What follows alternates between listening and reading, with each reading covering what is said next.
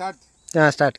ಇವತ್ತು ದೇವಿಕೆರೆ ಗ್ರಾಮದಲ್ಲಿ ನಮ್ಮ ಹೊಲದಲ್ಲಿ ಬಂದಿದ್ದಾರೆ ದಾವಣಗೆರೆ ದಕ್ಷಿಣ ಕ್ಷೇತ್ರದ ಯುವಕರು. ಅವ್ರ ಹತ್ರ ಒಂದು 4 ಕ್ವಶನ್ ಕೇಳ್ತೀನಿ. ದಾವಣಗೆರೆ ದಕ್ಷಿಣದಲ್ಲಿ ಯಾವ್ದು ಜೋರಿದೆಪ್ಪ? ಯಾರು ಅಭ್ಯರ್ಥಿ? ಯಾರು? ದಾಸ್ ಕರಿಯಪ್ಪ ಅವರು ಗೆಲ್ತಾರ ಈ ಸರಿ? ಪಕ್ಕ ಗೆಲ್ತಾರ? ಯುವಕರೆಲ್ಲ ಸೇರಿ ದಾಸ್ ಕರಿಯಪ್ಪನವರ ಗೆಲುವಿಗೆ ತಾವೆಲ್ಲರೂ ಶ್ರಮ ಪಡಬೇಕು.